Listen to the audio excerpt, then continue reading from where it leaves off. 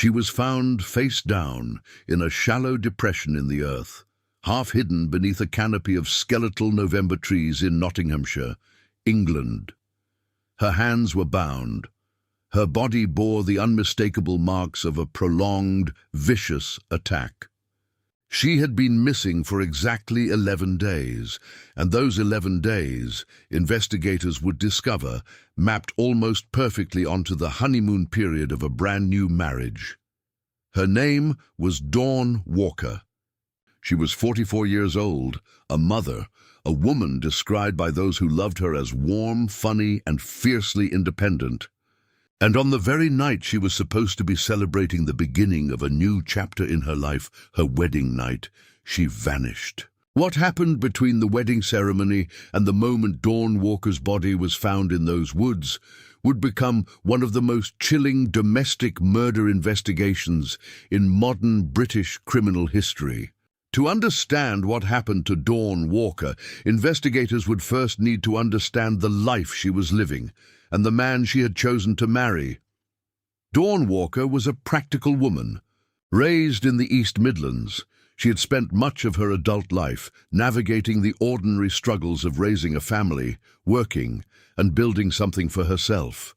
Those who knew her described her as someone who didn't suffer fools, a woman with a sharp sense of humor and an even sharper instinct for people. Friends said she was not the kind of woman who would be easily manipulated. She knew her own mind, which is why, when she began a relationship with a man named Stefan Baldock, some in her circle raised an eyebrow. Baldock was, by all external appearances, a man of ordinary means and unremarkable character. But the relationship moved quickly, perhaps, in retrospect, too quickly. By the autumn of 2023, the couple were engaged and planning a wedding. The ceremony was set for November 4th, 2023. Friends later recalled that Dawn had seemed happy in the lead-up to the wedding. There were no visible red flags in the weeks and months before the ceremony, no public arguments, no alarming behavior, no calls to family expressing fear or doubt. Whatever warning signs may have existed, if any did, they were not visible to those on the outside looking in. But investigators would later learn that the picture of domestic harmony was not the full picture, not even close. The wedding took place on November 4th, 2023, at a venue in Nottinghamshire. Guests described the ceremony as warm and celebratory. Photographs taken that day show Dawn smiling. She is dressed, radiant, holding flowers. She looks like a woman at the beginning of something. She looks, by every visible measure, happy. It was the last time most of the people in those photographs would see her alive. Dawn Walker was reported missing on November 15th, 2023, 11 days after her wedding. The report was filed by a member of her family who had grown increasingly alarmed by her silence. Dawn, her family said, was not the kind of woman who went quiet. She was communicative, present, and engaged with the people in her life. Days without contact were unusual. 11 days was unthinkable. Nottinghamshire police opened a missing persons investigation. In those initial hours, as officers began making contact with Dawn's known associates and tracing her last known movements, the inquiry had the character of most adult missing persons cases: methodical, cautious, open to the possibility of voluntary absence. Adults, after all, have the legal right to disappear if they choose, but very quickly, that routine character began to change. The first thing investigators noticed was what Stefan Baldock did not do. He did not report his wife missing. He did not appear alarmed. He did not, by any visible measure, behave like a man whose wife of 11 days had vanished. When police made contact with Baldock, now legally Dawn's husband, his account of events was, to put it carefully, unsatisfying. He told officers that Dawn had left, that the marriage had collapsed almost immediately, that she had departed of her own free will, and he had no idea where she had gone.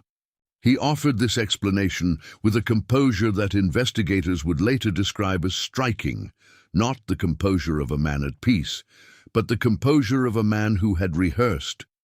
Police began the painstaking work of verifying Baldock's account. They reviewed CCTV footage from the area around the couple's shared address. They examined phone records. They spoke to friends and family members on both sides of the relationship. And with each layer of investigation, the holes in Baldock's story grew larger and more troubling. Dawn's phone had gone dark. Not simply quiet, dark. There was no activity after November 4th, the wedding day itself. No calls, no texts, no data usage. For a woman who had been in regular, active contact with her family and friends, this was not the digital footprint of someone who had walked away from a bad marriage. It was the footprint of someone who had been silenced. In missing persons investigations, phones don't lie. And Dawn Walker's phone was telling investigators something they didn't want to hear.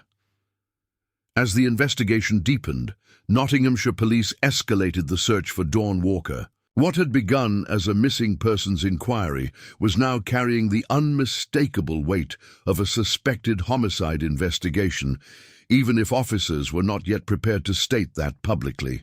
Search teams were deployed across the Nottinghamshire countryside. Police used specialist dogs trained to detect human remains. Helicopter units were deployed. The search was wide, methodical, and urgent. Officers knew that in cases where foul play is suspected, time is always the enemy. Evidence degrades, memories shift, and if Dawn was still alive, a possibility that investigators held open, however diminishing, every hour mattered. Stefan Baldock was interviewed multiple times during this period.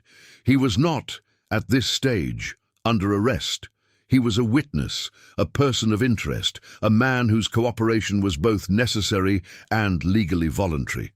And yet the inconsistencies in his accounts mounted with each successive interview. Details changed. Timelines shifted.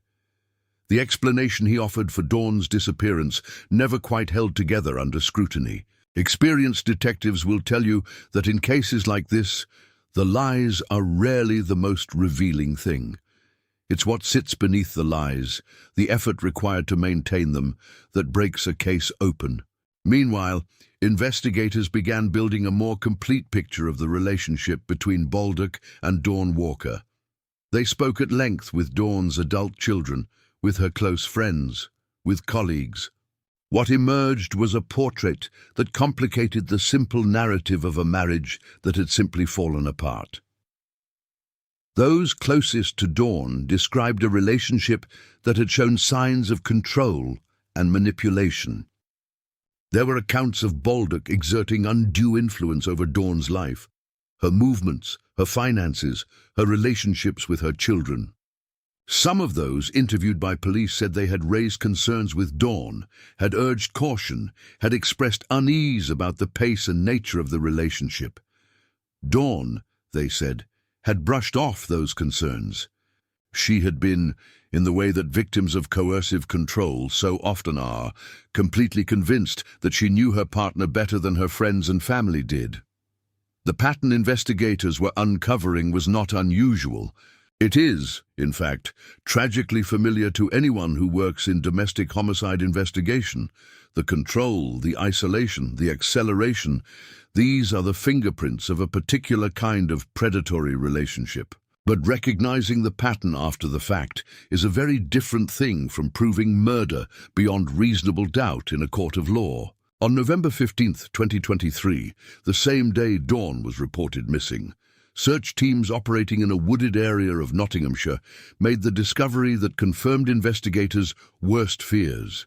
Dawn Walker's body was found in a rural location, partially concealed by vegetation and the natural topography of the landscape. She was face down.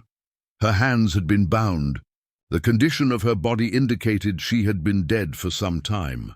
Consistent, forensic pathologists would later determine, with death having occurred around the time of her wedding. She had been killed, in all likelihood, on her wedding night. The most celebratory night of her life had been her last. The discovery transformed the investigation instantly and irrevocably. This was no longer a missing persons inquiry.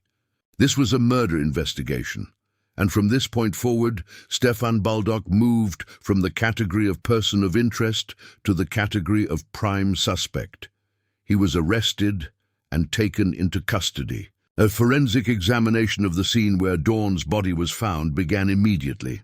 Crime scene investigators worked the area with extraordinary care, knowing that every fiber, every footprint, every fragment of biological material could become a thread in the evidential tapestry that a prosecution would need to weave. The location itself was examined in detail, its accessibility, the effort required to transport a body there, the level of familiarity with the terrain that such a disposal would suggest. Post-mortem examination was conducted by a Home Office pathologist. The findings were significant. Dawn had suffered injuries consistent with a sustained and violent assault. The manner of her death was confirmed as unlawful killing. The binding of her hands spoke to the level of control her killer had sought to exert. Not merely the act of killing, but the ritual of domination that surrounded it. Forensic pathologists noted something that would later become central to the prosecution's case. The injuries told a story of not just violence, but of someone who had wanted Dawn Walker completely helpless. Someone who had needed to be in control. With Baldock in custody, the investigation entered its most technically intensive phase. The work of modern homicide investigation is, in large part, the work of forensic science, the painstaking extraction of physical truth from the material world that violence leaves behind. Investigators executed search warrants on properties associated with Baldock, including the couple's shared address and any vehicles in his possession or recently under his control. What they found, and what they didn't find, was equally significant. Evidence of attempts to clean surfaces was documented. Areas of the property showed signs consistent with efforts to remove biological material. These findings were significant not because they proved guilt conclusively, but because they were inconsistent with Baldock's account of events. That Dawn had simply left, and that there had been no violence, no confrontation, nothing to conceal. You cannot sanitize a crime scene completely. Science has outpaced the criminal. Luminol doesn't forget. Forensic scientists from Nottinghamshire Police's Scientific Support Unit processed the evidence with meticulous care. Fibers recovered from the scene where Dawn's body was found were cross-referenced with materials from the shared address. DNA analysis was conducted on material recovered from multiple locations.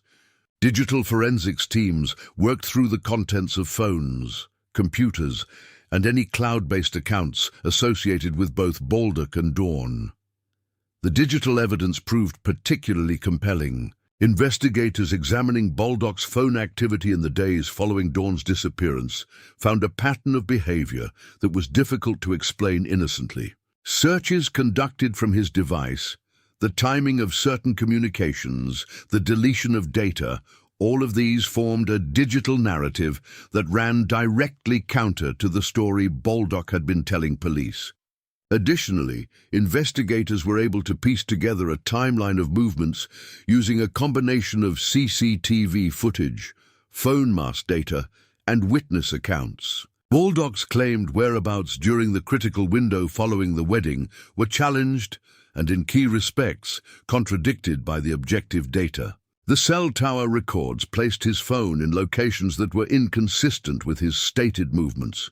CCTV footage from the area near where Dawn's body was discovered was reviewed with particular care. Every lie requires geography, and geography in the age of digital surveillance has a very long memory. As the forensic picture solidified, detectives also worked extensively on building the circumstantial architecture of the case. They documented the nature of the relationship between Baldock and Dawn Walker, gathering evidence of the coercive control that those closest to Dawn had described. Financial records were examined. The history of communication between the pair was reconstructed in detail. Investigators consulted with domestic abuse specialists to contextualize the dynamic they were uncovering. This latter element, the documentation of coercive control, reflected an evolution in how British law enforcement approaches domestic homicide. The recognition that murder, in these cases, is rarely a sudden eruption of violence, but rather the final act in a long, calculated campaign of domination, has transformed the way investigators build their cases. Prosecutors increasingly argue that the pattern of control is not merely background noise. It is evidence of intent, of motive, of premeditation. Stephen Baldock was charged with the murder of Dawn Walker.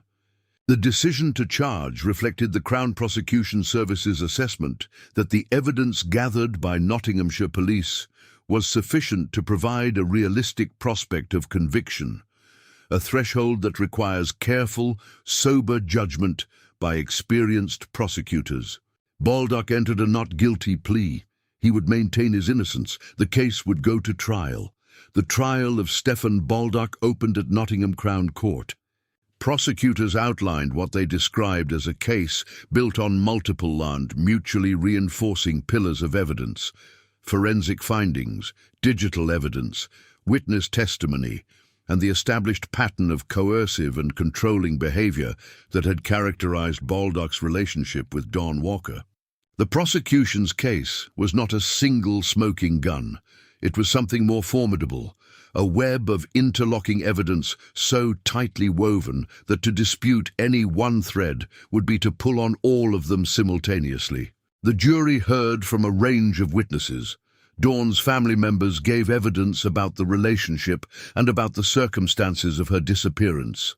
Friends described their concerns about Baldock, the control they had witnessed, the warnings they had issued to Dawn.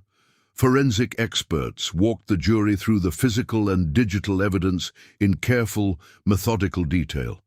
Particularly powerful was the testimony that addressed the timeline. The prosecution used cell tower data, CCTV analysis, and forensic pathology together to construct a moment-by-moment account of what had happened on and immediately after the wedding night. Pathologists testified about the time of death and the nature of Dawn's injuries. Digital forensics experts explained what Baldock's phone records revealed about his movements and his online activity. The pieces assembled in the prosecution's telling into a picture of deliberate, premeditated murder. The question of why, of motive, was addressed through the evidence of Baldock's controlling behavior. Prosecutors argued that the marriage had not, as Baldock claimed, broken down and ended peacefully. Rather, they submitted. It had never been what it appeared. The relationship had been characterized by Baldock's need for dominance and control. When that control was threatened, when the reality of the marriage began to diverge from whatever internal calculus Baldock had been operating with, he had responded with lethal violence. The defense, for its part, worked to challenge the individual components of the prosecution's case, arguing that the forensic evidence was capable of innocent explanation, that the digital evidence had been misinterpreted, and that the witness accounts were colored by grief and hindsight. Defense counsel presented Baldock as a man wrongly accused, a man whose wife had indeed left him and whose subsequent behavior, however peculiar it may have appeared, reflected shock and disorientation rather than guilt. It was a coherent defense, but coherence in a courtroom must compete with evidence, and the evidence was formidable. As the trial progressed, certain pieces of evidence proved particularly resistant to the defense's attempts at alternative explanation. The binding of Dawn's hands, for instance, raised questions that the defense struggled to answer compellingly. This was not the mark of an impulsive act. It spoke to planning, to preparation, to a determination to exercise complete control over the victim. Combined with the manner in which her body had been disposed of, in a location that required knowledge, effort, and time, it built a portrait of someone who had acted deliberately. The cleaning of the premises, documented through forensic examination, posed a similar challenge. Dawn, in the defense's account, had left voluntarily. If that were true, if there had been no violence, no death, no blood, why had there been efforts to sanitize areas of the shared address? What, precisely, had required removal. The phone evidence remained stubbornly inconvenient. Dawn's complete digital silence from the wedding day forward, the deletion of data from Baldock's own devices in the days following her disappearance. The discrepancies between the locations his phone placed him and the locations he claimed to have been. These were not ambiguities, they were contradictions. Each piece of evidence, examined in isolation, might conceivably be explained. Together, they formed something else entirely, a portrait of a man whose every action after November 4th was the action of someone managing a secret too large to contain. Expert witnesses proved central to the prosecution's case. A specialist in coercive control gave evidence that placed the relationship between Baldock and Dawn Walker into the framework of documented, recognizable patterns of domestic abuse. This testimony was important not as standalone proof of murder, but as context, as the interpretive lens through which the jury was invited to view everything else they had heard. Coercive control, the expert explained, escalates. It does not simply plateau, and in cases of domestic homicide, the killing is rarely a departure from the pattern of the relationship. It is, terribly, its logical endpoint. The pathological evidence regarding the nature of Dawn's injuries was presented with the clinical precision that forensic testimony demands, but its human implications were inescapable. Dawn Walker had not died quickly.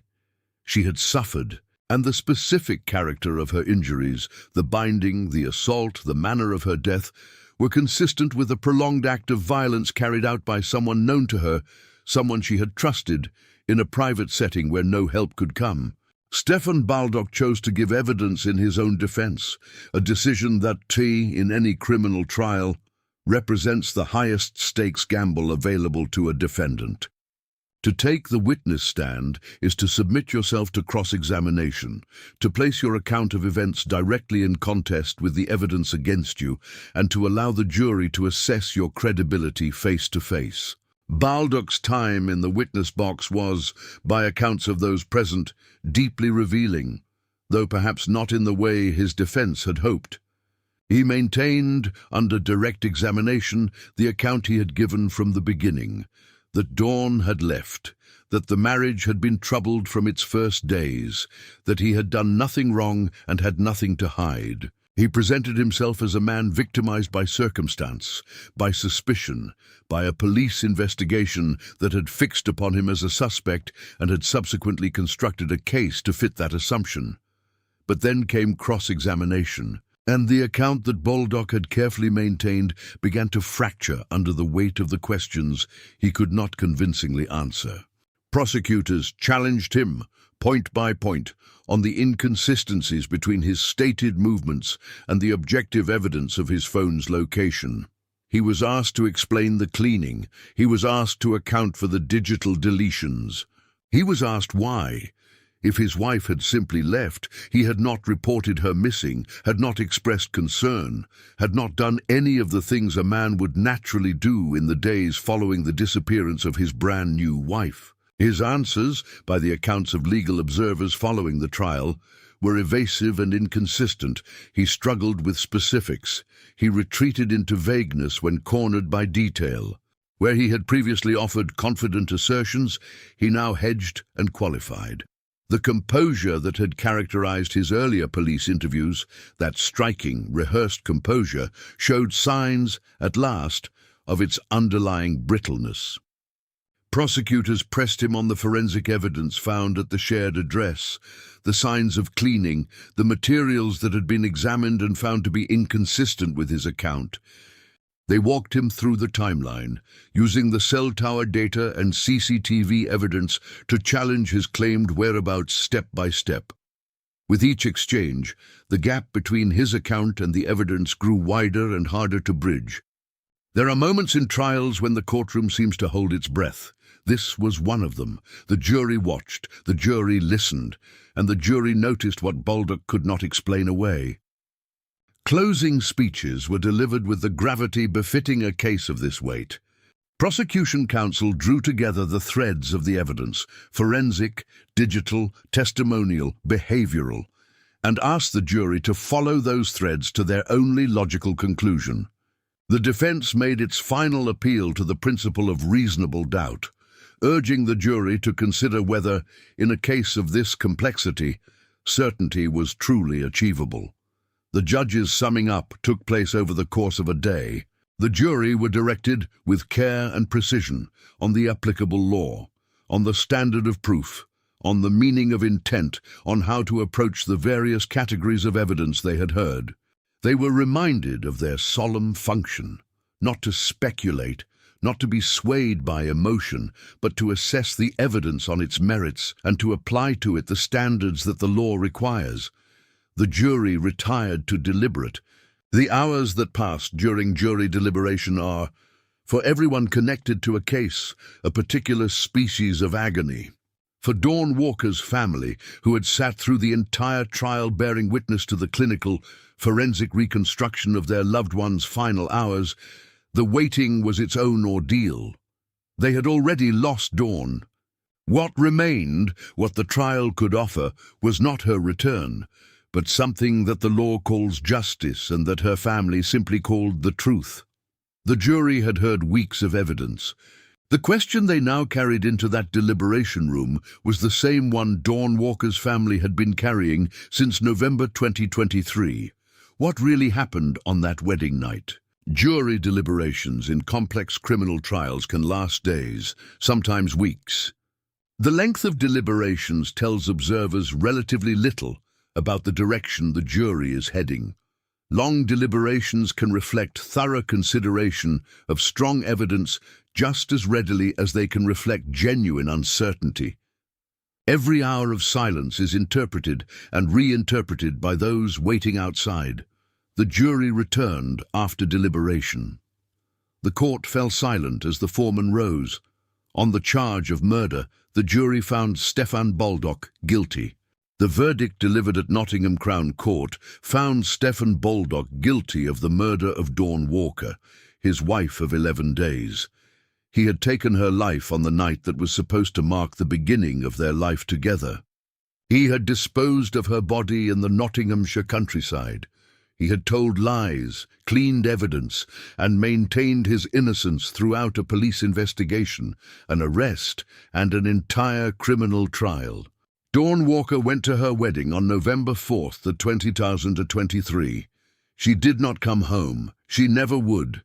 But what the jury delivered in that courtroom, after all the evidence, all the forensic science, all the testimony, all the carefully maintained lies, was the one thing that Stefan Baldock had tried to prevent from the moment he covered Dawn's body with leaves and earth and walked away from those woods: the truth. Stefan Baldock was found guilty of murder. The gavel fell. The courtroom exhaled. And in the gallery, Dawn Walker's family held each other in the way that only people who have been through something like this understand, not with relief, exactly, and not with joy, but with the particular, painful, necessary weight of a truth finally, undeniably confirmed. She was 44 years old. She had been a mother, a friend, a daughter. She had walked down an aisle wearing flowers and a smile. She had believed in something, in someone, and that belief had cost her everything. The jury had spoken. Stefan Baldock, husband, killer, was guilty of murder.